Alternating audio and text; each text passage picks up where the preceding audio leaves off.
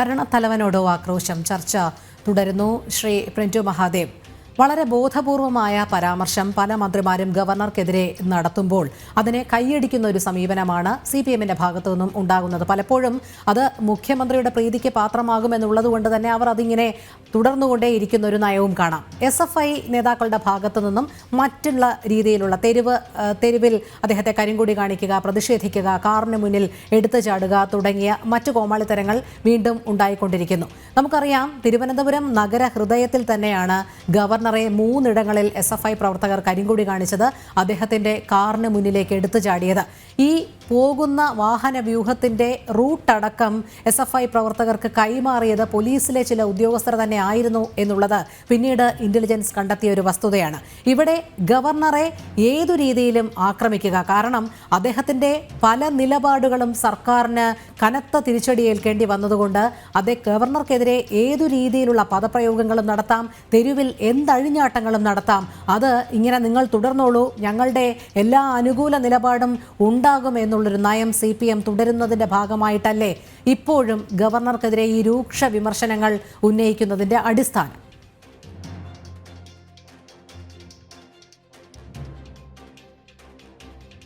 ഈ ഗവർണർക്കെതിരെയുള്ള സമരത്തിൽ ഇടതുമുന്നണിയും CPM-ഉം പിണറായി വിജയനും അടക്കമുള്ള ആളുകൾ അമ്പെ പരാജയപ്പെട്ട സാഹചര്യമാണ് കേരളത്തിലുള്ളത്. സത്യത്തിൽ CPM-ന്റെയും ഇടതുപക്ഷത്തിൻ്റെയും നേതാക്കൾക്ക് ഈ സമരം എങ്ങനെ അവസാനിപ്പിക്കണം എന്നറിയാത്തതിൽ മനോനില തെറ്റിയിട്ടാണ് ഇത്തരത്തിലുള്ള പുലഭ്യങ്ങൾ വിളിച്ചു പറയുന്നത്. ഇപ്പം നിങ്ങൾ നോക്കൂ, ഇത് ഞാൻ നേരത്തെ പറഞ്ഞു, ഇത് ഈ CPM എന്ന് പറയുന്ന പ്രസ്ഥാനത്തിൻ്റെ പ്രത്യയശാസ്ത്രപരമായിട്ടുള്ളൊരു കാര്യമാണ്. അത് ഒരു കാലഘട്ടത്തിലും സുരേഷ് സാർ പറഞ്ഞ പോലെ അത് മാറാൻ പോകുന്നില്ല. ഒന്നില്ലെങ്കിൽ അവർ വംശീയമായിട്ട് എതിർക്കുന്നവരെ ഉന്മൂലനം ചെയ്യും, 2 വ്യക്തിഹത്യ, 3 നുണപ്രചരണം. ഇത് 3മാണ് ഈ പ്രസ്ഥാനത്തിൻ്റെ ആയുധം, പ്രത്യയശാസ്ത്ര ആയുധം. ഈ പ്രത്യയശാസ്ത്ര ആയുധം വെച്ച് പ്രവർത്തിക്കുന്ന ഇടതുപക്ഷം ഈ കേരളത്തിലെ തങ്ങളുടെ എതിരാളികളായിട്ടുള്ള ആളുകളോട് മാന്യമായിട്ട് പെരുമാറും എന്ന് നമുക്ക് ചിന്തിക്കാൻ സാധിക്കില്ല. നോക്കൂ, ഇവിടുത്തെ മാധ്യമ പ്രവർത്തകരെ മുഴുവൻ പിതൃശൂന്യ പരാമർശം നടത്തിയതാരാ? ഇപ്പോൾ മുൻ MLA-യും തോറ്റ ഇപ്പോൾ CPM-ന്റെ സെക്രട്ടേറിയറ്റ് മെമ്പറായിട്ടുള്ള യുവജന നേതാവല്ലേ? നോക്കൂ, അന്ന് മുഴുവൻ മാധ്യമങ്ങളെയും പിതൃശൂന്യരാണ്. അങ്ങനെ ഒരാളുകളെയല്ല, ജനത്തിന്റെ ആളുകളെ മാത്രമല്ല, അങ്ങനെ പരാമർശം നടത്തിയതാരാ? ഇടതുപക്ഷല്ലേ.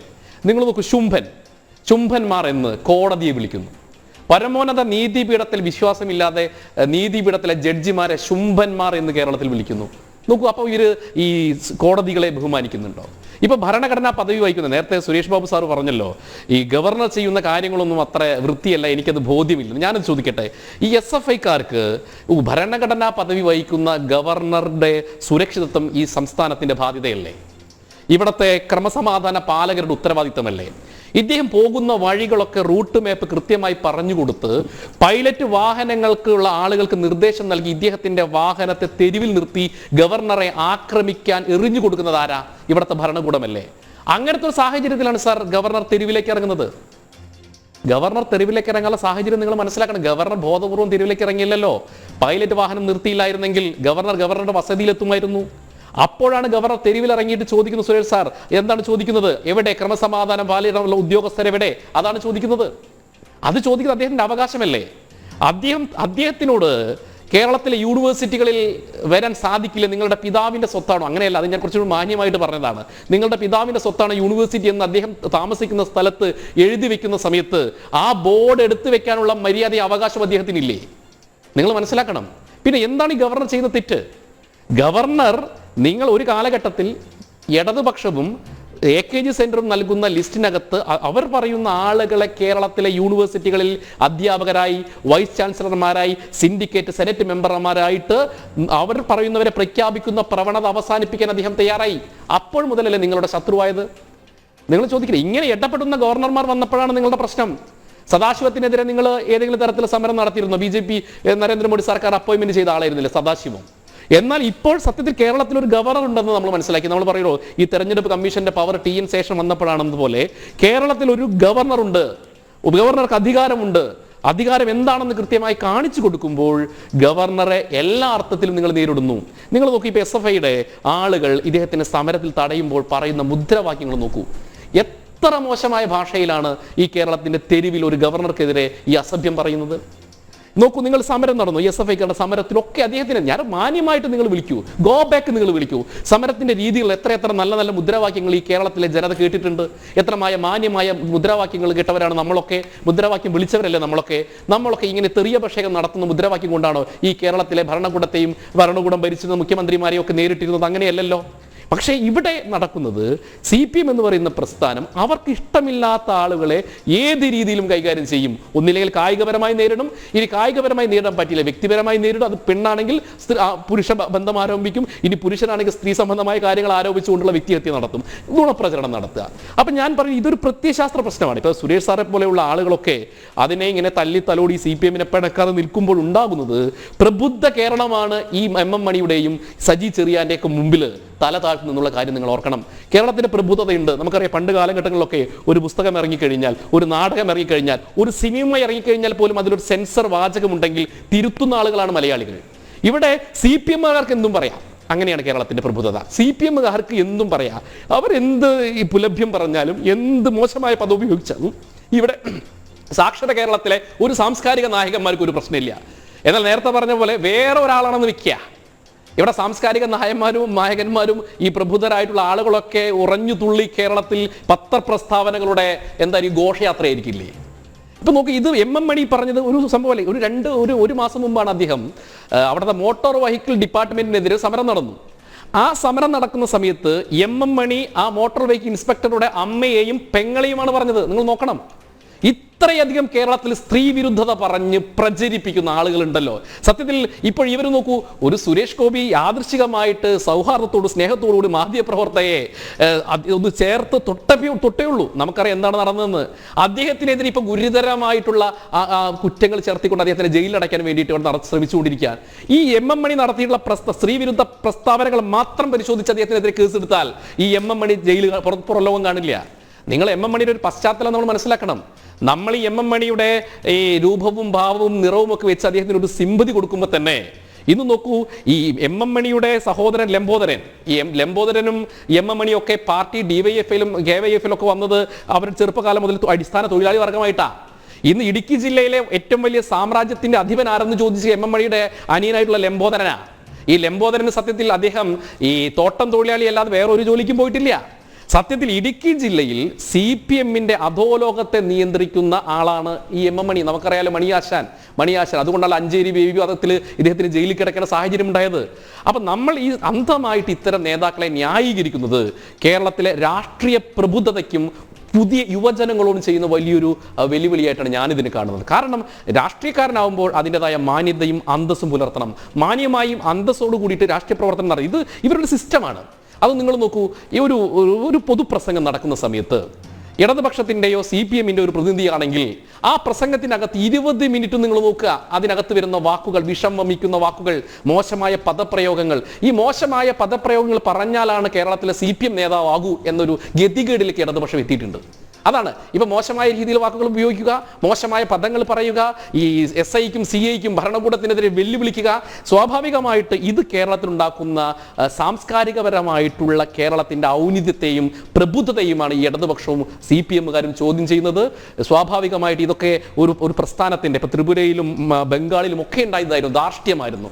ഈ ധാർഷ്ട്യമാണ് ഈ പ്രസ്ഥാനത്തെ ഇല്ലാതാക്കി എന്നുള്ള ബോധ്യം ഇപ്പോഴും ഇടതുപക്ഷത്തിനില്ല. ഈ ധാർഷ്ട്യം ഈ കേരളത്തിലും ഇല്ലാതാവാൻ പോകുന്നത് ഒരു സംശയവും വേണ്ട. ഈ ധാർഷ്ട്യവും അഹങ്കാരവും ഒക്കെ കേരളത്തിലെ ജനങ്ങൾ വെച്ചു പൊറുപ്പിക്കില്ല. ഇതുകൊണ്ട് തന്നെ കേരളത്തിൽ അവസാനത്തെ കമ്മ്യൂണിസ്റ്റ് മുഖ്യമന്ത്രിയാകാൻ പിണറായി വിജയൻ പോകുന്നു എന്നുള്ള കാര്യം കൂടി നമ്മൾ മനസ്സിലാക്കണം. അതെ, CPM-ന് മാത്രമാണോ ഈ ധാർഷ്ട്യ മനോഭാവം എന്നുള്ളതാണ്. ചർച്ചയിലേക്ക് തിരികെ എത്താം ഇടവേളയ്ക്ക് ശേഷം.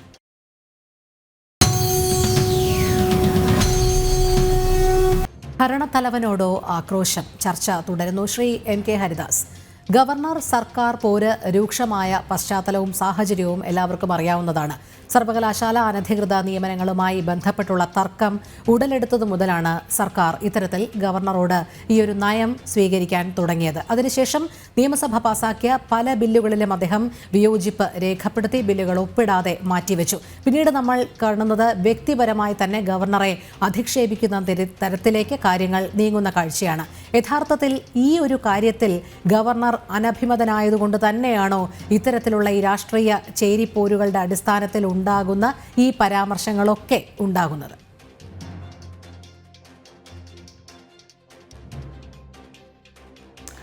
ഈ യുവജന സംഘടനകളിലെയും വിദ്യാർത്ഥി സംഘടനകളെയും കയറൂരി വിട്ട് ഈ ഗവർണർക്കെതിരെ ഈ അധിക്ഷേപം നടത്തുന്നതിൻ്റെ ഒക്കെ അടിസ്ഥാനപരമായ കാരണം രോഹിണി പറഞ്ഞത് തന്നെയാണ്. അതായത് ഈ നമ്മുടെ സംസ്ഥാനത്തെ സർവകലാശാലകളുമായിട്ട് ബന്ധപ്പെട്ടിട്ട് ഇവർക്ക് പാർട്ടിക്ക് താല്പര്യമുള്ളവരെ അതാത് സ്ഥാനങ്ങളിൽ ശ്രീ പ്രിൻറ്റു അത് പറഞ്ഞതുകൊണ്ട് ഞാൻ വിശദീകരിക്കുന്നില്ല, തള്ളിക്കയറ്റാനുള്ള ശ്രമത്തെ ആദ്യകാലങ്ങളിൽ ഒന്നാം പിണറായി വിജയൻ സർക്കാരിൻ്റെ ആദ്യത്തെ 2.5 കൊല്ലം അദ്ദേഹം ഒരു പരിധി വരയ്ക്ക് കണ്ണടച്ചിട്ടിരിക്കണം. അത് കഴിഞ്ഞപ്പോഴാണ് മനസ്സിലായത്, അതിൻ്റെ അപകടം മനസ്സിലായത്. ആ അപകടം മനസ്സിലാക്കിയിട്ട് അദ്ദേഹം അതിനെതിരെ പ്രതികരിക്കാൻ തുടങ്ങിയപ്പോൾ അദ്ദേഹത്തിനെ ശത്രുവായി കണ്ടുകൊണ്ട് ഈ നമ്മൾ പറയില്ലേ നമ്മുടെ ആയുധങ്ങളുടെ അവസാനത്തെ കലവറയും തുറന്നിരിക്കുകയാണ്. അവരെ വിദ്യാർത്ഥി സംഘടനകളെ കൊണ്ടാണ് നേരിടാൻ വേണ്ടിയിട്ട് ഒരുങ്ങിയിരിക്കുന്നത്. പക്ഷെ അത്തരത്തിലുള്ള കാര്യങ്ങളിലൊന്നും കുലുങ്ങുന്ന ഒരു വ്യക്തിയൊന്നുമല്ല അദ്ദേഹം. 2-3 പാർട്ടികൾ മാറിക്കൊണ്ടാണ് ഇപ്പോൾ ഈ അവസാനം BJPയുടെ അനുഭാവം പുലർത്തുകയും അതുകൊണ്ട് അദ്ദേഹത്തിന് ഈ ഗവർണർ സ്ഥാനം കിട്ടുകയും ചെയ്തിരിക്കുന്നത്. അതുകൊണ്ട് ഇന്ത്യൻ ജനാധിപത്യത്തിൻ്റെ രാഷ്ട്രീയ തന്ത്രങ്ങളും കുതന്ത്രങ്ങളും കൃത്യമായിട്ട് അറിയുന്ന ഒരു വ്യക്തിയാണ് കേരളത്തിൽ ഇന്നത്തെ ഗവർണർ ശ്രീ ആരിഫ് മുഹമ്മദ് ഖാൻ എന്ന കാര്യം ഈ CPM എന്ന് പറയുന്ന പാർട്ടി ആദ്യം മനസ്സിലാക്കണം.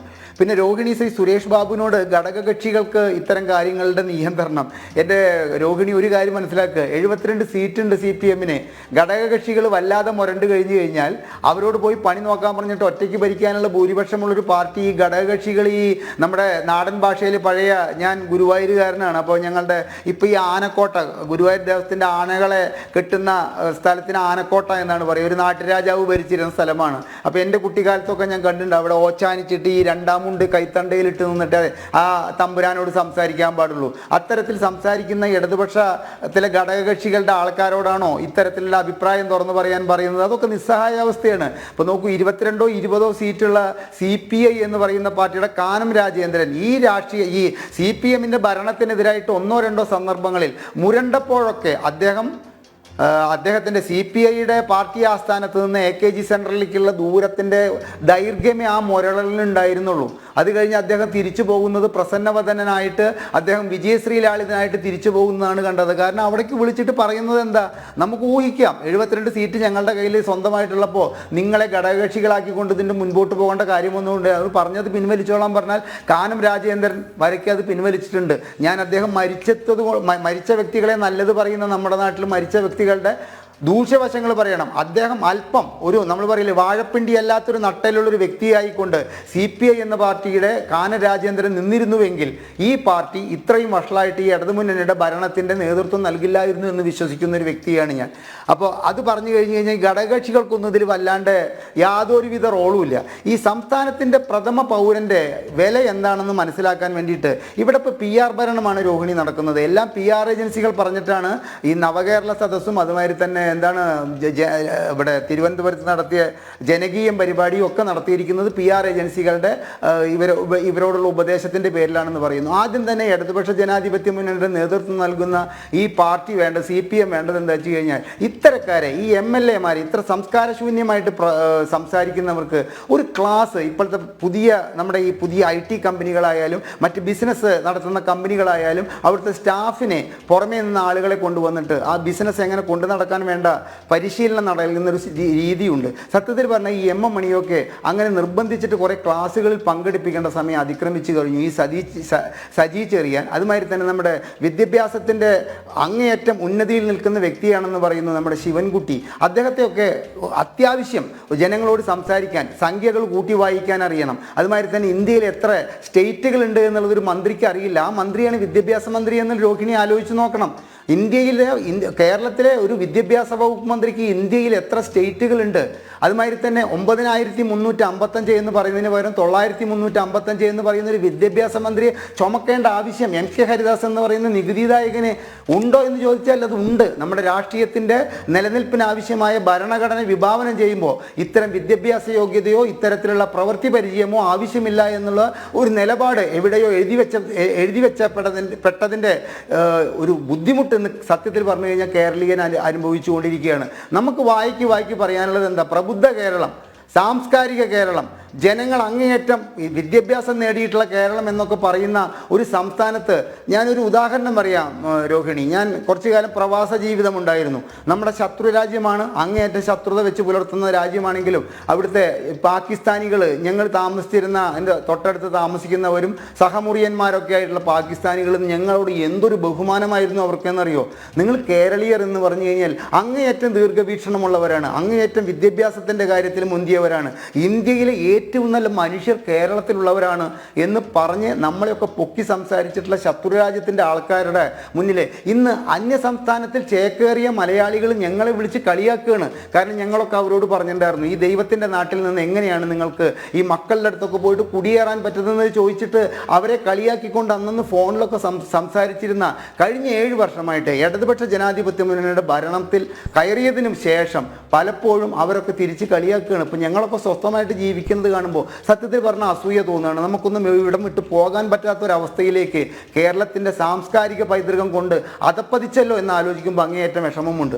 അതിലിവിടെ ശ്രീ പ്രിൻറ്റു പറഞ്ഞിട്ടുള്ള ഒരു കാര്യം വളരെയധികം വ്യക്തമാണ്. ഇവിടുത്തെ സാംസ്കാരിക നായകന്മാർ എന്ന് പറഞ്ഞിട്ട് കണ്ടതിന് നേരെയൊക്കെ കുരച്ചു ചാടുന്ന വലിയൊരു വിഭാഗം നമ്മുടെ നാട്ടിലുണ്ട്. എവിടെ പോയി ഈ മണിയുടെ വായ്മൊഴി വഴക്കത്തിനെതിരെയുള്ള, അല്ലെങ്കിൽ ജി സുധാകരൻ്റെ വായ്മൊഴി വഴക്കത്തിനെതിരെയുള്ള, മുഖ്യമന്ത്രിയുടെ വായ്മൊഴി വഴക്കത്തിനെതിരെയുള്ള, ഇ.പി. ജയരാജൻ്റെ വായ്മൊഴി വഴക്കത്തിനെതിരെയുള്ള ഇവരുടെ പ്രതികരണങ്ങൾ എന്ന് ചോദിച്ചാൽ കിട്ടാൻ പോകുന്ന സ്ഥാനമാനങ്ങളിൽ മോഹിച്ചുകൊണ്ട് കേരളത്തിൽ എന്ത് നടന്നാൽ ഞങ്ങൾക്ക് എന്താ, ഇവന്മാർ എന്ത് കൂവിയാൽ എന്താ എന്നുള്ള ഇവരുടെ ഈ സാംസ്കാരിക നായകത്വമുണ്ടല്ലോ, അത് നമ്മുടെ കേരളത്തിന് അങ്ങേയറ്റം അപമാനമാണ് എന്ന് പറയേണ്ട ഒരു സ്ഥിതിവിശേഷത്തിലേക്കാണ് കാര്യങ്ങൾ എത്തിയിരിക്കുന്നത്. സ്വയം പൊക്കി പറയാനും, നമ്മൾ പറയില്ലേ ആത്മപ്രശംസ, ഞാൻ അങ്ങനെയാണ്, ഞാൻ ഇങ്ങനെയാണ്, അങ്ങനത്തെ ഒരു മുഖ്യമന്ത്രിയാണ് ഇദ്ദേഹം എന്ന് അദ്ദേഹത്തിൻ്റെ കുറേ കാര്യങ്ങൾ ഊരിപ്പിടിച്ച വാളിൻ്റെ കാര്യങ്ങളും കൈകുട്ടി ശബ്ദമില്ലാത്തൊരു ആക്ഷൻ കാണിച്ചിട്ട് ശത്രുക്കളെ തുരട്ടിയ കാര്യങ്ങളിലൂടെയും അദ്ദേഹം പറഞ്ഞത് വിശ്വസിക്കുന്ന പാർട്ടി പ്രവർത്തകരുടെ നമ്മൾ പറയില്ലേ ഒരു സ്വജനപക്ഷ, നമ്മൾ എന്തെന്നാ അതിന് കൃത്യമായിട്ട് പറയുക, സ്തുതിപാഠക വൃന്ദത്തിൻ്റെ നടുവിൽ നിൽക്കുന്ന ഒരു മുഖ്യമന്ത്രിയാണെന്ന് കേരളത്തിന്. അദ്ദേഹത്തിന് മറ്റൊന്നും ശ്രദ്ധിക്കാൻ നേരമില്ല. അതായത് തുറമുഖ വകുപ്പ് അദ്ദേഹം ചവിട്ടിയ മണ്ണ് പരിപാവനമാണെന്ന് പറഞ്ഞപ്പോൾ അതുമാതിരി തന്നെ ദൈവം തന്ന വരദാനമാണ് എന്ന് പറഞ്ഞപ്പോൾ അദ്ദേഹത്തിന് ഒരു വകുപ്പ് കൂടി ഏൽപ്പിച്ചു കൊടുത്ത മുഖ്യമന്ത്രിയാണെന്ന് ആലോചിച്ച് നോക്കണം. അതുപോലെ തന്നെ സജി ചെറിയാൻ ഇതൊക്കെ പറഞ്ഞപ്പോൾ സജി ചെറിയാനെയും അദ്ദേഹം പൊക്കി അദ്ദേഹത്തിന് ന്യായീകരിച്ച് പറയുന്ന ഒരു സ്ഥിതിവിശേഷം. അപ്പോൾ സ്തുതിപാഠക വൃന്ദത്തിൻ്റെ നടുവിൽ സ്വയം ആത്മപ്രശംസ നടത്തിയിട്ട് ഒരു കമ്മ്യൂണിസ്റ്റുകാരനെ എങ്ങനെയാണ് ഇങ്ങനെ ആകാൻ സാധിക്കുന്നതെന്ന് നമുക്കറിയില്ല. കാരണം ഇദ്ദേഹം ഈ മുഖ്യമന്ത്രി പദത്തിൽ എത്തുന്നതിന് മുമ്പ് അദ്ദേഹം പറഞ്ഞിട്ടുള്ള വാക്കുകളെയും അദ്ദേഹത്തിൻ്റെ ദീർഘമായ കാഴ്ചപ്പാടുകളെയൊക്കെ അങ്ങേയറ്റം ആദരിച്ചിരുന്ന ഒരു വ്യക്തിയാണ് ഞാൻ. അതേ വ്യക്തി ഇത്തരത്തിൽ അധപ്പതിച്ചു എന്ന് മാത്രമല്ല, അവരുടെ കുട്ടി സഖാക്കളെ, അവരുടെ വിദ്യാർത്ഥി സംഘടന സഖാക്കളെ കൊണ്ട് ഇവിടുത്തെ പോലീസിൻ്റെ ആത്മവീര്യം മുഴുവൻ തകർത്തിരിക്കുകയാണ്. പോലീസുകാരുടെ ആത്മഹത്യാ പ്രവണതയും ആത്മഹത്യ ചെയ്യുന്നതും കൂടിക്കൊണ്ടിരിക്കുകയാണെന്ന് ക്രൈം റെക്കോർഡ് ബ്യൂറോയിൽ നിന്നുള്ള വിവരാവകാശ നിയമപ്രകാരമുള്ള മറുപടികൾ പറയുമ്പോഴും ഒരു കാര്യം മനസ്സിലാക്കണം, അവർക്ക് കൊടുക്കേണ്ട ആത്മധൈര്യം നൽകാൻ ഈ സർക്കാരിനോ ഈ ആഭ്യന്തര വകുപ്പ് കൈകാര്യം ചെയ്യുന്ന മുഖ്യമന്ത്രിക്കോ ആവുന്നില്ല. ചാലക്കുടിയിൽ നടന്ന സംഭവം എന്താണ് ആ ചാലക്കുടിയിൽ ഉണ്ടായത്? വിഷയത്തിൽ നിന്ന് വ്യതിചലിക്കുകയല്ല. ഒരു വിദ്യാർത്ഥി നേതാവിനെ വാഹന പരിശോധനയ്ക്കിടയിൽ മോട്ടോർ വാഹന നിയമം ലംഘിച്ചതിന് അറസ്റ്റ് ചെയ്തു. അതിന് പിഴ ചുമത്തി. അതിനപ്പുറമൊന്നുമില്ല. എന്താണ് അവിടെ മറ്റൊരു വിദ്യാർത്ഥി നേതാവ് നിന്ന് പുലമ്പിയിരുന്നത്? ഒരു വാക്ക് ഈ മുഖ്യമന്ത്രി ഇപ്പോൾ ഈ ശ്രീ സുരേഷ് ബാബു ഈ ചർച്ചയിൽ പറയുന്നത് പോലെയെങ്കിലും ഇങ്ങനെയൊന്നും പോലീസിൻ്റെ ആത്മവീര്യം കെടുത്തുന്ന നിലയ്ക്ക് ഒരു വിദ്യാർത്ഥി നേതാവും പറയരുത്. ഇന്നലെ കണ്ണൂരിലുണ്ടായ സംഭവം എന്താണ്? ഇതൊക്കെ കേൾക്കുന്ന സാധാരണക്കാരായ, ഇടതുപക്ഷത്തിലുമില്ല വലതുപക്ഷത്തിലുമില്ല BJP-യിലുമില്ലാത്ത സാധാരണക്കാരായ ഒരു 20% ജനങ്ങൾക്ക് വേണ്ടി പറയാണ്. ജനങ്ങൾക്ക് തോന്നി തുടങ്ങി എന്താണ് ഈ കേരളത്തിന് പറ്റിയത്? നിങ്ങൾ ചാനലിൻ്റെ ലേഖികമാരും ലേഖകന്മാരും ഈ സാധാരണക്കാരായ ജനങ്ങളിലേക്ക് ഈ ബസ് സ്റ്റാൻഡുകളിലും മറ്റും മൈക്ക് എത്തിക്കുമ്പോൾ എന്താണ് പറയുന്നത്? ഇതാണോ കേരളം വിഭാവനം ചെയ്ത സാംസ്കാരിക പൈതൃകം എന്ന് പറയുന്നത്? അങ്ങേയറ്റം ലജ്ജാകരമായിട്ടുള്ള ഒരു സാഹചര്യത്തിലൂടെ കടന്നു പോകുമ്പോൾ സംയമനം പാലിക്കേണ്ട നമ്മുടെ രാഷ്ട്രീയ നേതാക്കൾ പരസ്പരം അങ്ങോട്ടും ഇങ്ങോട്ടും ചളിവാരി എറിയുന്നു. അവരെ നമ്മൾ പറയില്ലേ, പോലീസ് സ്റ്റേഷനിൽ അറസ്റ്റ് ചെയ്ത വ്യക്തികളെ വിദ്യാർത്ഥി നേതാക്കൾ ഹെൽമെറ്റ് കൊണ്ട് അടിക്കുന്നത് നോക്കി നിൽക്കുന്ന പോലീസ് നമ്മുടെ കേരളത്തിൻ്റെ ദുരവസ്ഥയുടെ അങ്ങേയറ്റം എത്തിക്കഴിഞ്ഞെങ്കിലും ശ്രീ പ്രിൻറ്റു പറഞ്ഞ ഒരു കാര്യങ്ങളിൽ വിയോജിപ്പ് പറയുകയാണ്. ഇത് CPM എന്ന് പറയുന്ന പാർട്ടിയുടെ, കമ്മ്യൂണിസ്റ്റ് പാർട്ടിയുടെ അവസാനത്തെ മുഖ്യമന്ത്രിയാണ് എന്നൊക്കെ പറയുമ്പോൾ ശ്രീ പ്രിൻറ്റു, നിങ്ങളുടെ ഇവിടുത്തെ പാർട്ടിയുടെ, താങ്കൾ പ്രതിനിധാനം ചെയ്യുന്ന പാർട്ടിയുടെ ഗതികേട് താങ്കൾ മനസ്സിലാക്കണം. അതായത് ഇപ്പം ഇന്നലെ പ്രധാനമന്ത്രി വന്ന് പ്രസംഗിക്കുന്ന സ്റ്റേജിൻ്റെ പുറത്ത് എല്ലാ ചാനൽ ചർച്ചകളിലും അങ്ങേയറ്റം BJP-യെ ന്യായീകരിക്കുന്ന, എനിക്ക് വലിയ യോജിപ്പുള്ള നേതാവൊന്നുമല്ല ശ്രീ ബി ഗോപാലകൃഷ്ണൻ. അദ്ദേഹത്തിന് ആ സ്റ്റേജിൽ ഒരു കസാല കൊടുക്കാൻ നിങ്ങളുടെ ഗ്രൂപ്പ് വഴക്ക് സമ്മതിക്കാണ്ട് അദ്ദേഹം പുറത്തു നിൽക്കുന്ന ഒരു വീഡിയോ ആണ് ഇപ്പം സമൂഹ മാധ്യമങ്ങൾക്ക് ഇറങ്ങിക്കൊണ്ടിരിക്കുന്നത്. എനിക്ക് തന്നെ വിഷമം തോന്നി. കാരണം ഇത് തൃശ്ശൂരാണ് പരിപാടി നടക്കുന്നത്. ആ മനുഷ്യന്റെ സ്ഥലമാണത്. ആ മനുഷ്യൻ കോർപ്പറേഷൻ തെരഞ്ഞെടുപ്പിൽ അങ്ങേയറ്റം വാശിയോടെ മത്സരിച്ചു. ഞാൻ അങ്ങേക്ക് പറയാം. ഞാൻ അവസാനിപ്പിക്കുകയാണ്. പറഞ്ഞോളൂ, താങ്കൾ പറഞ്ഞോളൂ. ഞാൻ ഇതൊന്ന് പ്രിന്റുവിലേക്ക് എത്താം. അതിന്റെ ഒരു സത്യാവസ്ഥ നിങ്ങൾ മനസ്സിലാക്കണം. അല്ല, ഞാൻ അത് ഒപ്പം തന്നെ ഒന്ന് പറയാം. അതിന്റെ സത്യാവസ്ഥ അത് ബി ഗോപാലകൃഷ്ണൻ ഒരു ഗ്രൂപ്പ് വഴക്കിന്റെ പേരിലോ അല്ലെങ്കിൽ എന്തിന്റെ പേരിലോ അല്ല, തികച്ചും 2 ലക്ഷത്തോളം സ്ത്രീകൾക്ക് വേണ്ടി മാത്രം നടത്തിയിരുന്ന ഒരു പരിപാടി ആയതിനാലും അതിനകത്ത് പ്രധാനമന്ത്രിയുടെ സ്റ്റേജിനകത്ത് ആരൊക്കെയാണെന്ന് കൃത്യമായിട്ട് പ്രോട്ടോകോൾ പ്രകാരം ഇത്ര പേരുണ്ട് എന്നുള്ള കൃത്യമായ ഒരു ലിസ്റ്റ് സഹിതമാണ് അതിനകത്ത് ഉണ്ടായിരുന്നത്. ബി ഗോപാലകൃഷ്ണൻ എന്നല്ല, BJP-യുടെ ഈ സ്റ്റേജിനകത്ത് ഇല്ലാത്ത ഒരു നേതാക്കൾ പോലും അവിടെ ഉണ്ടായിരുന്നില്ല. അവർക്കൊക്കെ കൃത്യമായിട്ട് ചില സ്ഥാനങ്ങൾ ഉണ്ടായിരുന്നു. അതാണ് അതിൻ്റെ സത്യം. അല്ലാതെ ഒരു ഗ്രൂപ്പ് വഴക്കിൻ്റെ പേരിലോ അല്ലെ ബാക്കിയുള്ള പേരിലോ ഒന്നുമല്ല. അതൊരു സ്ത്രീകളാൽ നടത്തപ്പെടുന്ന ഒരു പരിപാടി എന്ന രീതിയിൽ സ്ത്രീകൾക്ക് കൂടുതൽ പ്രാധാന്യം കൊടുക്കുന്നതിന് വേണ്ടിയും അവരുടെ സംരക്ഷണവും അവരുടെ ബാക്കി കാര്യങ്ങളും എല്ലാം ഒരു സ്ത്രീ സമൂഹത്തിൻ്റെ സ്ത്രീ ശാക്തീകരണമായിരുന്നു. അതുകൊണ്ട് BJP-യുടെ ബാക്കിയുള്ള നേതാക്കൾ ഗ്രൂപ്പ് വഴക്കിൻ്റെ പേരിലല്ല കസാര കൊടുക്കാതിരുന്നത്. അതൊരു ട്രോളായിട്ട് കണ്ടാൽ മതി. ശരി. ശ്രീ MK ഹരിദാസ്, താങ്കളിലേക്ക് അടുത്ത ഘട്ടത്തിൽ. അത് ട്രോളായിട്ട് കാണാൻ എനിക്ക് സാധിക്കില്ല സർ പ്രിന്റു. ഞാൻ പറഞ്ഞോളൂ. ശരി. ശ്രീ PM സുരേഷ് ബാബു, താങ്കൾ നേരത്തെ സൂചിപ്പിക്കുകയുണ്ടായി ഇടതുമുന്നണി യോഗങ്ങളിൽ വിവാദ പരാമർശങ്ങളൊക്കെ ചർച്ച ചെയ്യപ്പെടും. അത് ഒരുപക്ഷെ പൊതുജനം അറിയണമെന്നില്ല എന്നുള്ളത്. ശരി, അതവിടെ നിൽക്കട്ടെ. നമുക്കറിയാം സജി ചെറിയാൻ ഏത് രീതിയിലുള്ള പരാമർശമാണ് ഭരണഘടനയെ സംബന്ധിച്ച് നടത്തിയതെന്ന്. കുന്തവും കുടച്ചക്രവും വിശ്വസിക്കുന്നില്ല എന്ന രീതിയിൽ അദ്ദേഹം പറയുകയുണ്ടായി. ഗത്യന്തരമില്ലാതെയാണ് രാജിവെക്കേണ്ടി വന്നത്. അദ്ദേഹത്തിനെ സപ്പോർട്ട് ചെയ്യാവുന്നതിൻ്റെ പരമാവധി CPM സപ്പോർട്ട് ചെയ്തു എന്നുള്ളത് എല്ലാവർക്കും അറിയാവുന്ന കാര്യമാണ്. പക്ഷേ വലിയ വിവാദമായി മാധ്യമ ശ്രദ്ധയും മാധ്യമ ചർച്ചയും ഒക്കെ അതിനെതിരായി വന്നപ്പോൾ ഗത്യന്തരമില്ലാതെ രാജിവെക്കേണ്ടി വന്നു. എത്ര പെട്ടെന്നാണ് അദ്ദേഹത്തിനെ തിരിച്ച് മന്ത്രിസ്ഥാനത്തേക്ക് എടുത്തത്. ആ വകുപ്പ് മറ്റാർക്കും കൊടുക്കാതെ തന്നെ ഒഴിച്ചിട്ടിരിക്കുന്ന സാഹചര്യം നമ്മൾ കണ്ടതാണ്. 2ാം പിണറായി സർക്കാരിൽ കഴിഞ്ഞ തവണത്തെ മന്ത്രിമാർ ഒന്നും ഉണ്ടാകരുത് എന്ന് ശാഠ്യം പിടിച്ച മുഖ്യമന്ത്രി AK ശശീന്ദ്രനെ മാത്രം അവിടെ ഉൾക്കൊള്ളിച്ചു. അദ്ദേഹവും ഒരു രാജിയിലേക്ക് നീങ്ങിയത് എന്ത് അടിസ്ഥാനത്തിൽ, ഏത് സാഹചര്യത്തിലായിരുന്നു എന്നുള്ളത് കേരള ജനത കണ്ടതാണ്. അപ്പോൾ CPM-നെ സംബന്ധിച്ചിടത്തോളം ഇത്തരം പരാമർശങ്ങളോ വിവാദ പ്രസ്താവനകളോ മൂല്യച്യുതിക്ക് നിരക്കാത്ത തരത്തിലുള്ള പരാമർശങ്ങളോ ഒന്നും ഒരു വിഷയമേ അല്ല എന്നുള്ള രീതിയിലാണ് നേരത്തെ ശ്രീ MK ഹരിദാസ് ചൂണ്ടിക്കാണിച്ചതുപോലെ മുഖ്യമന്ത്രി ഇങ്ങനെ കുറച്ച് സ്തുതിപാഠകരുടെ ഇടയിലിരിക്കുന്നു. PR വർക്കുകൾ സജീവമായി നടക്കുന്നു. ഇതിനിടയിൽ മുഖ്യമന്ത്രിക്ക് അനുകൂലമായ രീതിയിൽ ഏത് ഭാഷാ പ്രയോഗം നടത്തിയാലും തങ്ങൾക്കെതിരെ ഒരു നടപടിയും വരില്ല. അതുകൊണ്ട് ഇങ്ങനെയൊക്കെ ആകാം എന്നുള്ള ധാർഷ്ട്യ മനോഭാവം തുടരുന്നതല്ലേ?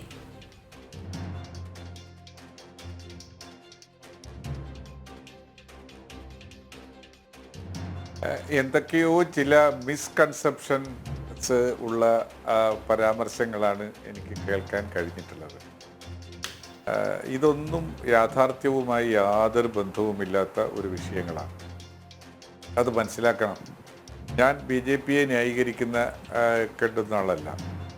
ശ്രീ ഹരിദാസ് ഇപ്പോൾ പ്രിയപ്പെട്ട ശ്രീ ഗോപാലകൃഷ്ണൻ വക്കീല് അദ്ദേഹത്തിൻ്റെ ആ സ്റ്റേജിലേക്കുള്ള പ്രവേശനത്തെക്കുറിച്ചുള്ള ട്രോളുകളൊക്കെ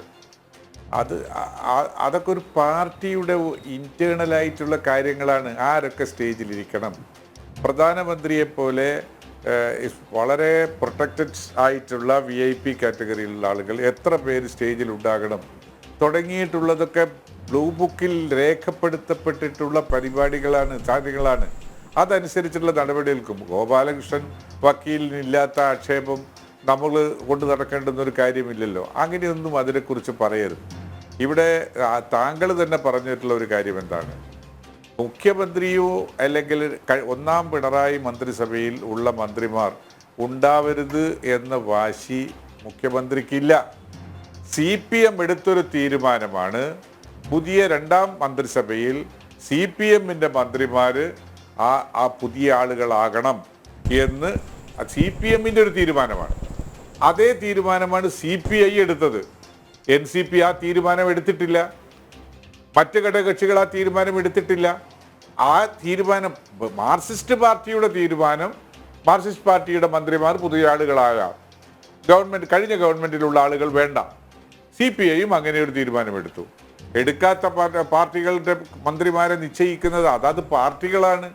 മുന്നണി സംവിധാനത്തിന്റെ പ്രത്യേകതകൾ അതാണ്. ഭരണഘടന പ്രകാരം അതൊരു പ്രൊറോഗേറ്റീവ് ഓഫ് ദ ചീഫ് മിനിസ്റ്റർ ആണ് എന്ന് രേഖപ്പെടുത്തപ്പെട്ടിട്ടുണ്ടെങ്കിലും ഐക്യമുന്നണി സംവിധാനത്തിൽ ഓരോ പാർട്ടിയുടെയും പ്രതിനിധികളായി വരുന്നത് അതത് പാർട്ടികൾ മുഖ്യമന്ത്രിയോട് നിർദ്ദേശിക്കുന്ന മന്ത്രിമാരായിരിക്കും. അതുകൊണ്ടാണ് ആ ഒരു സമീപനം ഈ കാര്യത്തിൽ ഉണ്ടായത് എന്ന് മനസ്സിലാക്കുവാൻ നമുക്ക് കഴിയണം.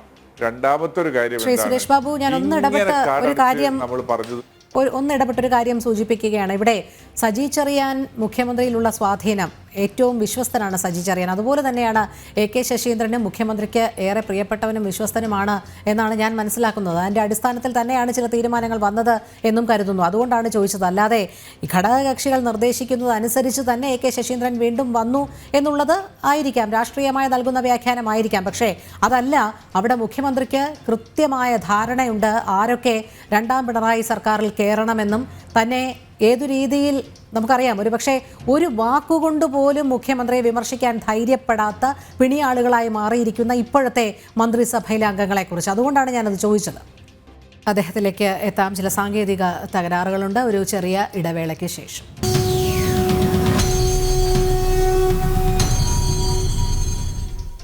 ഇതോ CPM സംസ്കാരം ചർച്ച തുടരുകയാണ്. ശ്രീ പ്രിന്റു, മുന്നണി മര്യാദകൾ പാലിച്ചാണ് സർക്കാർ മുന്നോട്ടു പോകുന്നത് എന്ന് പറയുമ്പോഴും CPM-നുള്ള മേൽക്കോയ്മ, സർക്കാരിലുള്ള മേൽക്കോയ്മ എല്ലാവർക്കും അറിവുള്ള കാര്യമാണ്. അതുകൊണ്ട് തന്നെയാണ് CPM നേതാക്കൾ ഒരു പടി മേലെ ഇത്തരത്തിലുള്ള പരാമർശങ്ങളുമായി ഇങ്ങനെ നിൽക്കുന്നത്. ശരിക്കും CPM-ന്റെ ആ ധാർഷ്ട്യ മനോഭാവം തന്നെയാണോ ഇത്തരം നിലപാടുകളിലേക്ക് വരുന്നത്? അപ്പോഴും നിശബ്ദരാകുന്ന ഈ ഘടകകക്ഷികൾക്ക് ഒന്നേ പറയാനുണ്ടാകുകയുള്ളൂ, മുന്നണി മര്യാദ തങ്ങൾ പാലിക്കുകയാണ് എന്നുള്ളത്.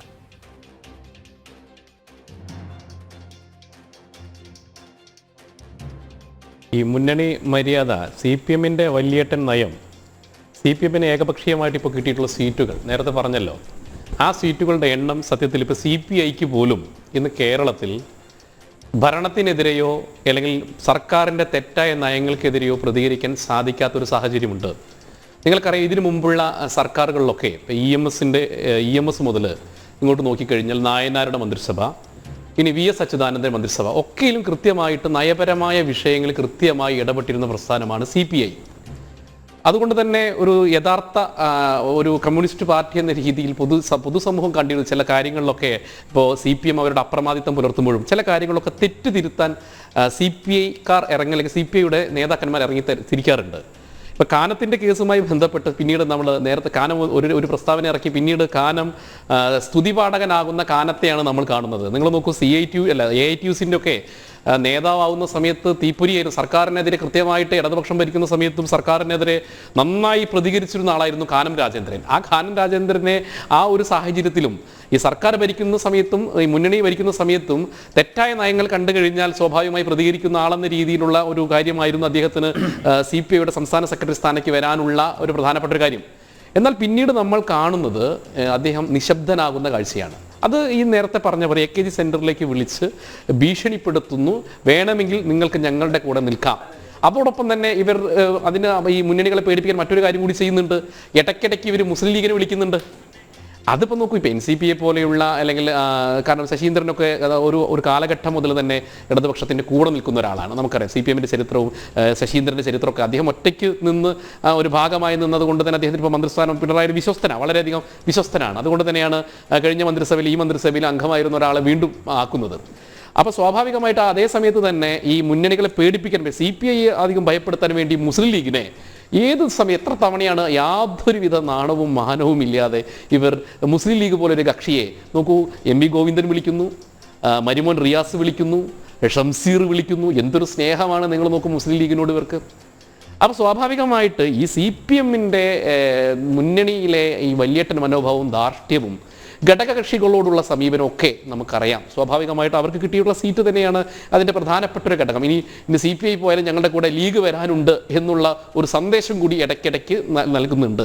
ഇനി എന്നാണാവോ ലീഗ് ഇടതുപക്ഷത്തിൻ്റെ ഭാഗമാകുക എന്ന് നമുക്കറിയില്ല, രാഷ്ട്രീയത്തിൽ പ്രവചിക്കാൻ വയ്യ. കാരണം കോൺഗ്രസിന് ഇനി ഒരു ഭരണത്തിനുള്ളൊരു സാധ്യത വളരെ വിരളമാണ്.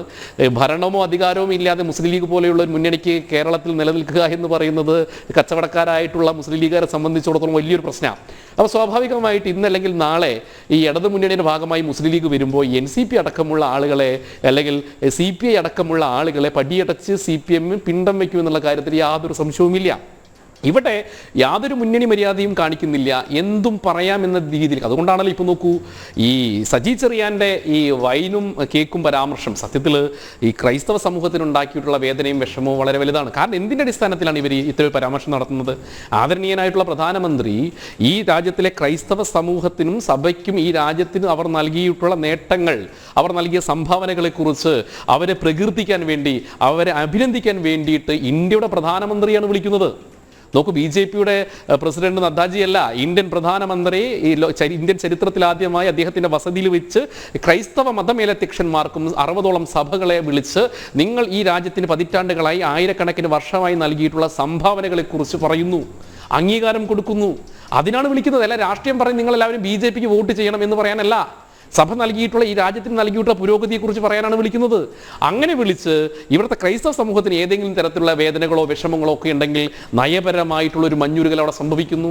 സ്വാഭാവികമായി ക്രൈസ്തവ സഭയും നരേന്ദ്രമോദിയും തമ്മിലുള്ള ബന്ധം ഊഷ്മളമാകുന്നു. സ്വാഭാവികമായി അപ്പോൾ ഇവിടെ ഇറങ്ങി തിരിച്ചു. അപ്പോൾ ഇവർക്കത് ഇഷ്ടമില്ലാത്തവർക്കെതിരെ എന്തും പറയാം. അതുകൊണ്ടാണല്ലോ ആദ്യമായിട്ട് ഈ കേരളത്തിൽ ഞാൻ മണിയുടെ ഭാഷയ്ക്ക് അപ്പുറത്ത് ഈ കേരളത്തിൽ ഇതിന് തുടക്കം കുറിച്ചിട്ടൊരു ബിഷപ്പിനെ, നികൃഷ്ടജീവി, നോക്കൂ, ആദരണീയനായിട്ടുള്ള നമ്മുടെ ബിഷപ്പിനെ ആരാ വിളിച്ചത്?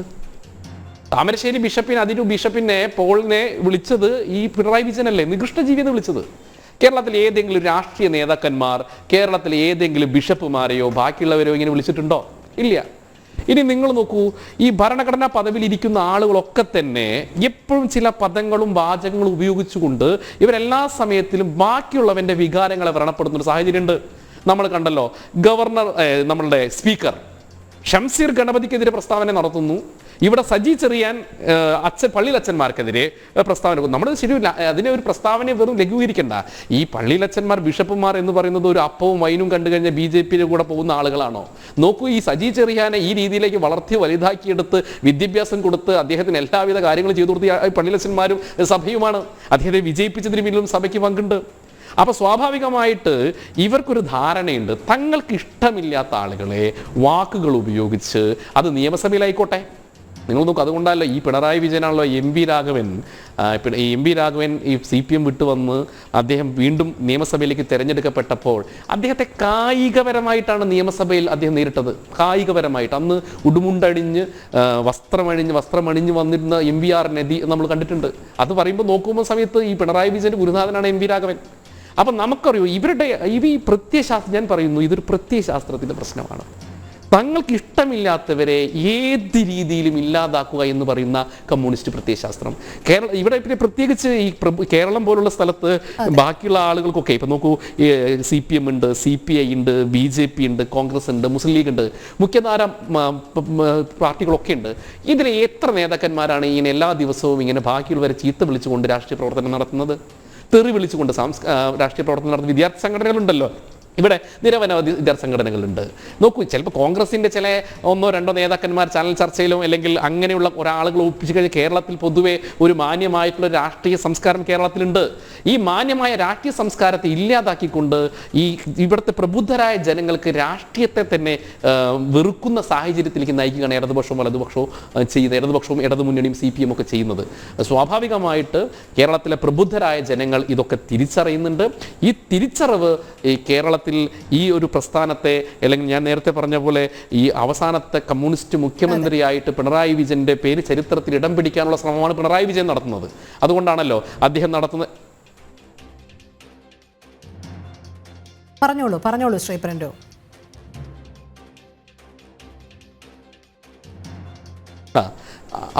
സ്വാഭാവികമായിട്ട് ഈ സത്യത്തിൽ ഈ MM മണിയൊക്കെ ചെയ്യേണ്ടത്, സത്യത്തിൽ ഈ നേരത്തെ പറഞ്ഞു ആരിഫ് മുഹമ്മദ് ഖാൻ്റെ പ്രൊഫൈലും ഇപ്പം അദ്ദേഹത്തിന് ഇന്ന് രാവിലെ ചീത്ത പറഞ്ഞിട്ടുള്ള MM മണിയുടെ പ്രൊഫൈലും നിങ്ങളൊന്ന് പരിശോധിക്കണം. രണ്ടാളുടെയും പ്രൊഫൈൽ ഒന്ന് നിങ്ങൾ പരിശോധിക്കുക. 25ാമത്തെ വയസ്സിൽ MLA ആയ ആളാണ് ആരിഫ് മുഹമ്മദ് ഖാൻ. 15,000-ഓളം വിദ്യാർത്ഥികൾ പഠിക്കുന്ന 2 കോളേജുകളിൽ ചെയർമാനും ജനറൽ സെക്രട്ടറിയുമായി ജയിച്ച ആളാണ് ആരിഫ് മുഹമ്മദ് ഖാൻ. അദ്ദേഹം 2 തവണ കേന്ദ്രമന്ത്രിയായിരുന്ന ആൾ. അപ്പോൾ നേരെ സുരേഷ് ബാബു സാറ് പറഞ്ഞാൽ അദ്ദേഹത്തിൻ്റെ പ്രസംഗങ്ങൾ ഞാൻ ആ പ്രസംഗമൊക്കെ തർജ്ജമ ചെയ്തിട്ടുണ്ട്. നോക്കൂ, ഈ ഇന്ത്യയിൽ തന്നെ ഇസ്ലാമിൻ്റെ നിയമങ്ങൾ സംബന്ധിച്ച് ഇന്ത്യയിൽ തന്നെ ഏറ്റവും അധികം വിറ്റഴിക്കപ്പെടുന്ന ബുക്ക് എഴുതിയത് ഈ ആരിഫ് മുഹമ്മദ് ഖാനാണ്. അപ്പോൾ അദ്ദേഹം സഞ്ചരിച്ച രാഷ്ട്രീയ പാതയും അദ്ദേഹം സഞ്ചരിച്ച രാഷ്ട്രീയ തന്ത്രങ്ങളൊന്നും അറിയുന്ന ഒരാളും ഈ കേരളത്തിലില്ല. നമ്മളിപ്പോൾ ഇന്ദ്രൻ്റെയും ചന്ദ്രൻ്റെയും ഒക്കെ കഥ കേട്ടിട്ടുണ്ട്. അല്ലെങ്കിൽ നമ്മൾ പ്രത്യേക ആക്ഷൻ കാണിച്ചുകൊണ്ട് ചില ആളുകളെ ഞാൻ അടക്കി നിർത്തിയുള്ള വീമ്പ് പറച്ചിൽ കേട്ടിട്ടുണ്ട്. ഇതൊക്കെ സത്യത്തിൽ ഈ വീമ്പ് പറച്ചിലിനപ്പുറത്തേക്ക് ഇതൊക്കെ കൃത്യമായി ജീവിതത്തിൽ കണ്ട് അതിനെ നേരിട്ട് വന്ന വ്യക്തിത്വമാണ് ആരിഫ് മുഹമ്മദ് ഖാൻ. സത്യത്തിൽ MM മണിയും പിണറായി വിജയനൊക്കെ ചെയ്യേണ്ടത് സത്യത്തിൽ ഇവർ ഈ ഗവർണർക്കെതിരെയുള്ള സമരങ്ങളും ഈ തെറിയഭിഷേക പ്രോഗ്രാമുകളൊക്കെ നിർത്തിവെച്ചിട്ട് ഈ പിണറായി വിജയനും പിണറായി വിജയനും MM മണിയും ഒക്കെ ഈ ആരിഫ് മുഹമ്മദ് ഖാൻ കുളിക്കുന്ന കുളത്തിൽ പോയിട്ടൊന്ന് കുളിച്ച് ഇതുവരെ അവർ ചെയ്തിട്ടുള്ള ഈ തെറിയാഭിഷേകത്തിനൊക്കെ ഈ കേരളത്തിലെ പ്രബുദ്ധരായ ജനങ്ങളോട് മാപ്പ് പറഞ്ഞ് സത്യത്തിൽ ഈ കേരളത്തിലെ ജനങ്ങൾ ഇനിയും വിഡ്ഢികളല്ല എന്നുള്ള പ്രഖ്യാപനമാണ് സത്യത്തിൽ നിങ്ങളെല്ലാവരും നടത്തേണ്ടതെന്നാണ് എനിക്ക് പറയാനുള്ളത്. അതെ, ശ്രീ സുരേഷ് ബാബു നേരത്തെ സംസാരിച്ചുകൊണ്ടിരുന്നപ്പോൾ സാങ്കേതിക കാരണങ്ങളാൽ പൂർത്തീകരിക്കാൻ കഴിഞ്ഞില്ല. പറഞ്ഞതുപോലെ തന്നെ ഈ പ്രത്യയശാസ്ത്രത്തിൻ്റെ മുന്നണി മര്യാദയുടെയൊക്കെ അടിസ്ഥാനത്തിൽ ഘടകകക്ഷികൾ ഇങ്ങനെ നിശബ്ദത പാലിക്കുമ്പോൾ CPM ധാർഷ്ട്യ മനോഭാവം തുടരുന്ന കാഴ്ച തന്നെയാണ് കാണുന്നത്. താങ്കൾ നേരത്തെ പറഞ്ഞു പലയിടങ്ങളിലും അത് തിരുത്തപ്പെടുന്നുണ്ട് എന്നൊക്കെ. കഴിഞ്ഞ ദിവസം സജി ചെറിയാൻ്റെ പരാമർശം തന്നെ ഏറെ വിവാദമായതാണ്. വൈനും വീഞ്ഞും കേക്കും ഒക്കെ കണ്ട് രോമാഞ്ച പുളകിതരായപ്പോൾ മണിപ്പൂർ മറന്നുപോയി എന്ന്. പിന്നീട് അദ്ദേഹം അതിൽ ഖേദമൊന്നും പ്രകടിപ്പിച്ചില്ല. പകരം വാർത്താ സമ്മേളനത്തിൽ പറഞ്ഞത് വൈൻ, കേക്ക്, രോമാഞ്ചം, ഈ 3 പദങ്ങൾ ഞാൻ തിരിച്ചെടുക്കുന്നു എന്ന് മാത്രമാണ് പറഞ്ഞു നിർത്തുന്നത്. ഇതാണോ ഈ തിരുത്തൽ കൊണ്ട് ഉദ്ദേശിക്കുന്നത്?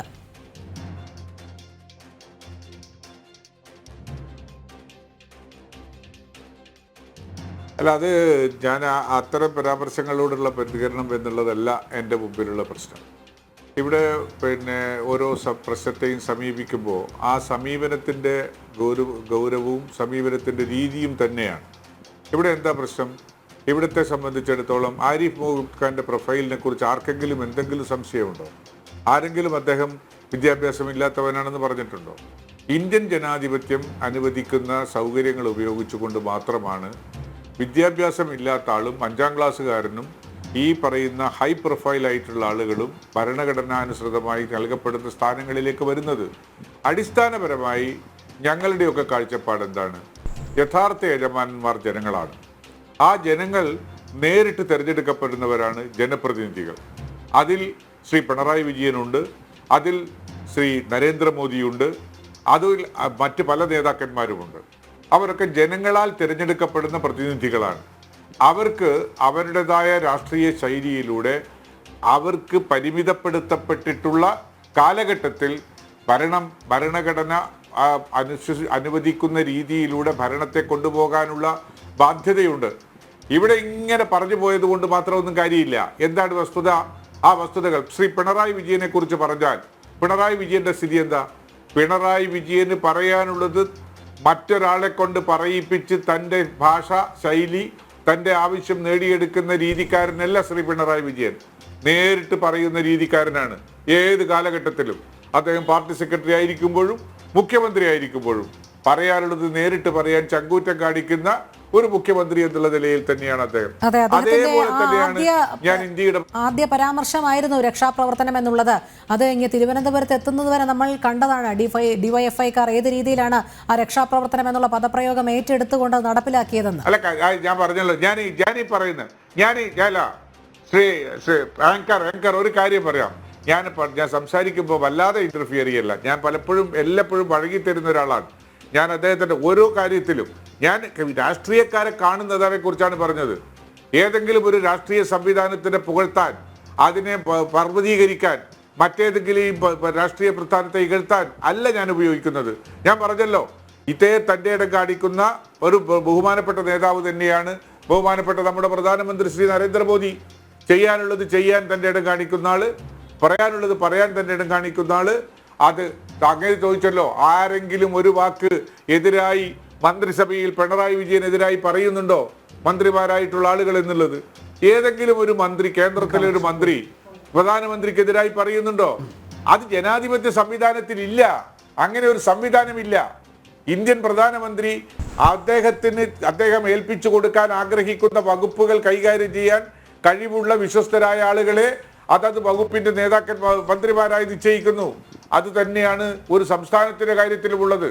ആ സംസ്ഥാനത്തിലെ മുഖ്യമന്ത്രി ഇന്ന കാര്യം ചെയ്തു കൊടുക്കാൻ പറ്റുന്ന ആളെ ഏൽപ്പിക്കുന്നു. അവര് കയറി ഏൽപ്പിച്ച ആളുകൾക്ക് തെറിവിളിക്കുന്ന സമ്പ്രദായം ജനാധിപത്യ സംവിധാനത്തിൽ ഇല്ല. അവർ ആകെ ചെയ്യാൻ പോകുന്നത് എന്താ? ഒരു മന്ത്രിക്ക് പ്രധാനമന്ത്രിയോട്, മുഖ്യമന്ത്രിയോട് അഭിപ്രായ വ്യത്യാസം ഉണ്ടാകുമ്പോൾ അവര് കടലാസിൽ തന്റെ മന്ത്രിപദം രാജിവെച്ച് കടലാസ് കൊടുക്കുക എന്നുള്ളതാണ്. ഇവിടെ പറയുന്നത് എന്താ? ഏതെങ്കിലും ഒരു മന്ത്രിക്ക് തന്റെ ഇടമുണ്ടോ? ഈ അങ്ങനെയാണെങ്കിൽ ഞാൻ ഒന്ന് ഇടപെട്ട് ചോദിച്ചുകൊള്ളട്ടെ. അങ്ങനെയാണെങ്കിൽ ശ്രീ സുരേഷ് ബാബു, ഞാൻ ഒരു നിമിഷം ഒന്ന് ഇടപെട്ട് ചോദിച്ചുകൊള്ളട്ടെ. അങ്ങനെയാണെങ്കിൽ മുഹമ്മദ് റിയാസ് എന്തിനാണ് പറഞ്ഞത് മുഖ്യമന്ത്രിക്കെതിരെ ധാരാളം വിമർശനങ്ങൾ വരുന്നു, ഒരു മന്ത്രിയും ഇപ്പോൾ തയ്യാറാകുന്നില്ല അദ്ദേഹത്തെ ന്യായീകരിക്കാൻ, അദ്ദേഹത്തെ സപ്പോർട്ട് ചെയ്യാനെന്നുള്ളത് മുഹമ്മദ് റിയാസ് തന്നെയല്ലേ പറഞ്ഞത്? അങ്ങനെയാണെങ്കിൽ ഈ വിമർശനങ്ങൾ പറയാൻ പാടില്ലാത്തതുപോലെ തന്നെ മുഖ്യമന്ത്രി എന്തിന് മന്ത്രിസഭയിലെ മറ്റ് അംഗങ്ങൾ അങ്ങ് സപ്പോർട്ട് ചെയ്യണം? അത് ഒഴിവാക്കാമല്ലോ. അത് മുഖ്യമന്ത്രി മാത്രം മറുപടി നൽകട്ടെ എന്ന് പറയാമായിരുന്നല്ലോ. അവിടെ എന്തിനായിരുന്നു ആ പ്രത്യേക കൺസേൺ മുഹമ്മദ് റിയാസിന്? അല്ല രോഹിണി, അത് ആരാണ് മുഖ്യമന്ത്രിയെ വിമർശിക്കുന്നത്? ആരാണ് മുഖ്യമന്ത്രി വിമർശിക്കുന്നത് രാഷ്ട്രീയമായി ഇടതുപക്ഷ ജനാധിപത്യ മുന്നണിയോട് സമകാപ്യം പ്രാപിക്കാത്ത രാഷ്ട്രീയ സംവിധാനങ്ങളും വ്യക്തികളുമാണ്. അത് പ്രതിരോധിക്കാനുള്ള ബാധ്യത മന്ത്രിമാർക്കുണ്ട്. അത് ഏത് മന്ത്രിമാർക്കുണ്ട്? അത് മുഖ്യമന്ത്രിയല്ല. ആ മുഖ്യമന്ത്രി എന്നുള്ള നിലയിൽ പ്രവർത്തിക്കുന്ന പ്രവൃത്തികളെ കേരളത്തിന്റെ സമകാലീന രാഷ്ട്രീയത്തിൽ നമ്മൾ കാണുന്നത് എന്താ? നമ്മൾ കാണുന്നത് കേരളത്തിന്റെ മുഖ്യമന്ത്രി ശ്രീമാൻ പിണറായി വിജയനെ ഒറ്റ തിരിഞ്ഞ് ആക്രമിക്കുക, മന്ത്രിമാരെയും മന്ത്രിസഭയെയും വേർപെടുത്തി നിർത്തുക. ആ സംഭവം വരുമ്പോൾ, അത്തരം സംഭവങ്ങൾ ഉണ്ടാകുമ്പോൾ പ്രതിരോധിക്കാനുള്ള ചുമതല മന്ത്രിമാർക്കുണ്ടെന്ന ബോധ്യം ഓർമ്മപ്പെടുത്തുകയാണ് മുഹമ്മദ് റിയാസ് ചെയ്തത്. അല്ലാതെ മറ്റൊന്നല്ല. അത് നിർബന്ധമായും വേണ്ടത് തന്നെയാണ്. മന്ത്രിസഭ ഒന്നടങ്കം പ്രതിരോധിക്കേണ്ടത് ഒരു ആവശ്യമാണ്. അത് ഓർമ്മിപ്പിക്കുകയാണ് മന്ത്രി റിയാസ് ചെയ്തത്, അല്ലാതെ മറ്റൊന്നും അല്ലല്ലോ. ഈ കാര്യത്തിൽ മുഖ്യമന്ത്രിയെ സംബന്ധിച്ചിടത്തോളം എത്താം രണ്ട് അതിഥികളിലേക്കും എത്താം. ഒരു ഇടവേളയിലേക്ക് പോകേണ്ടത് അനിവാര്യത ഉള്ളതുകൊണ്ടാണ് വളരെ പെട്ടെന്ന് തിരികെ എത്താം.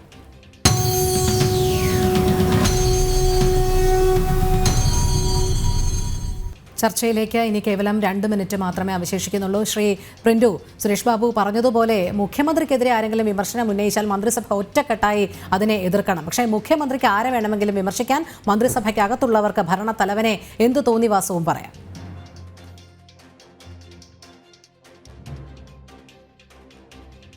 ഇതിനകത്ത് സുരേഷ് ബാബു സാർ പറഞ്ഞതിൻ്റെ ഒരു തിരുത്ത് തന്നെ ഞാനൊന്ന് പറയട്ടെ. ഒന്നാമത്തെ ഒരു കാര്യം, ഇദ്ദേഹം നരേന്ദ്രമോദിയെയും പിണറായി വിജയനെയും തമ്മിൽ താരതമ്യം ചെയ്തുകൊണ്ടാണ് സംസാരിച്ചത്. ഒരുപക്ഷെ ആനയും അണ്ണാനെയും താരതമ്യം ചെയ്തതുപോലെ അദ്ദേഹത്തിന്റെ താരതമ്യം. കാരണം പ്രധാനമന്ത്രിയുടെ ഓഫീസ് ഒരിക്കലും ഒരു സ്വർണ്ണക്കടത്തിന്റെ പേരിൽ സ്വർണ്ണക്കടത്തിന്റെ പേരിൽ ആരോപണം കേട്ടിട്ടില്ല.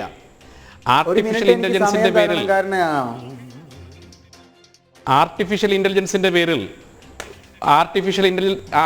ഇന്റലിജൻസിന്റെ പേരിൽ ഒരു പ്രധാനമന്ത്രിയുടെ ഓഫീസും ആരോപണം കേട്ടിട്ടില്ല. ഇനി കോവിഡ് ഡാറ്റയുമായി ബന്ധപ്പെട്ട്, ചോർത്തലുമായി ബന്ധപ്പെട്ട് ഒരു ഓഫീസും പ്രധാനമന്ത്രിയുടെ ഓഫീസും ആരോപണങ്ങൾ ഉണ്ടായിട്ടുള്ളത് പിണറായി വിജയന്റെ കുടുംബത്തിലേക്കുമാണ്.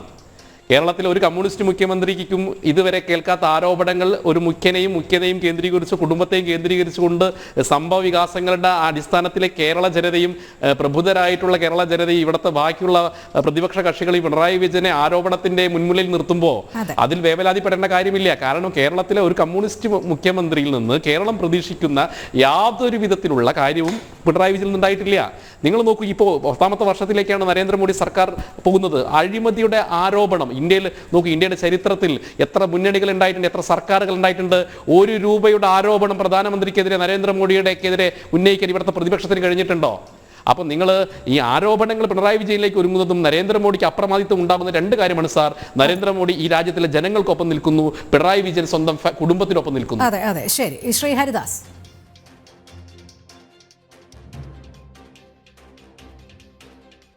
നോക്കൂ ശ്രീ സുരേഷ് ബാബു, ഞാൻ പറഞ്ഞത് പ്രിന്റുവിനോടാണ്. പക്ഷെ താങ്കൾ അത് ഏറ്റെടുത്തത് കൊണ്ട് ഞാൻ ബ്ലൂ ബുക്കിലേക്കോ പ്രോട്ടോകോളിലേക്കോ അല്ല കടന്നത്.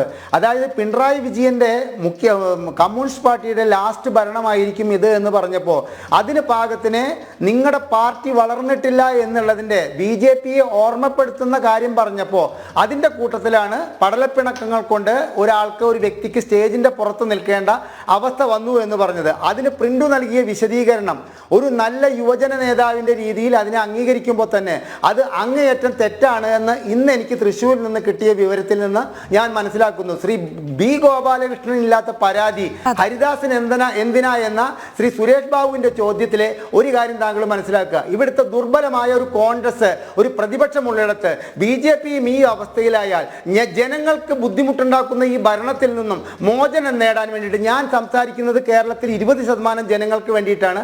മോചനം നേടാൻ ഒരു വഴിയും ഇല്ല എന്നുള്ള കാര്യം ശ്രീ പ്രിന്റുവിനെ ബോധ്യപ്പെടുത്താൻ വേണ്ടിയിട്ടാണ് ആ സംഭവം പറഞ്ഞത്. ഞാൻ ബ്ലൂ ബുക്കിന്റെയോ പ്രോട്ടോകോളിന്റെയോ കാര്യത്തിലേക്ക് ഒന്നും കടന്നിട്ടില്ല. അത് അവരുടെ പാർട്ടി പ്രശ്നമാണ്, അത് അവർ നോക്കിക്കോട്ടെ.